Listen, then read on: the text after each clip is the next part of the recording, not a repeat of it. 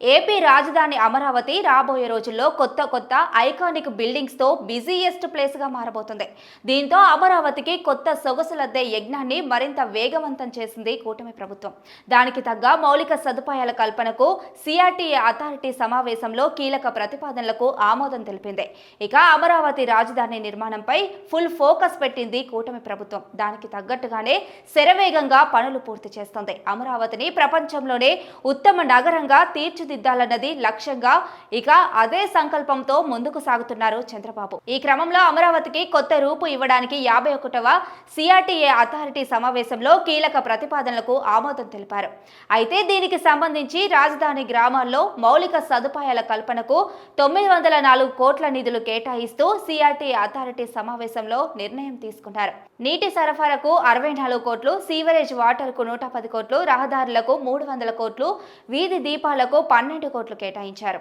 మంగళగిరిలో Gems and jewellery park 78 ఎకరాల్లో ఏర్పాటు కోసం భూ సమీకరణ చేయాలని నిర్ణయించారు. దాదాపు 5,000 కోట్ల పెట్టుబడితో ఏర్పాటయ్యే ఈ పార్క్ ద్వారా 20,000 మందికి ఉద్యోగ ఉపాధి అవకాశాలు లభిస్తాయని మంత్రి నారాయణ తెలిపారు.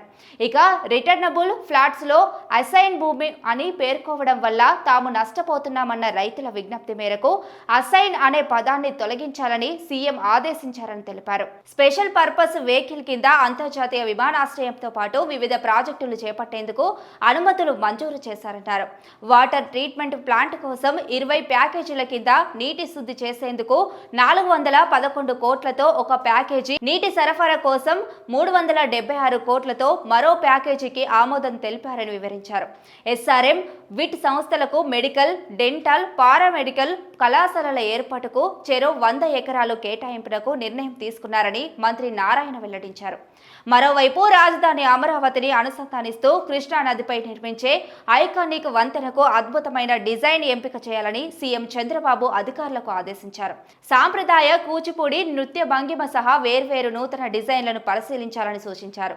ప్రతి ప్రాజెక్టు పరిధిలోనూ ఆర్థిక కార్యకలాపాలతో పాటు జరిగేలా ప్రణాళికలు ఉండాలని సీఎం సూచించారు. టోటల్ గా అమరావతి పనులు మరింత స్పీడప్ చేయడానికి Chandrababu and team non stop exercise కొనసాగుతుంది.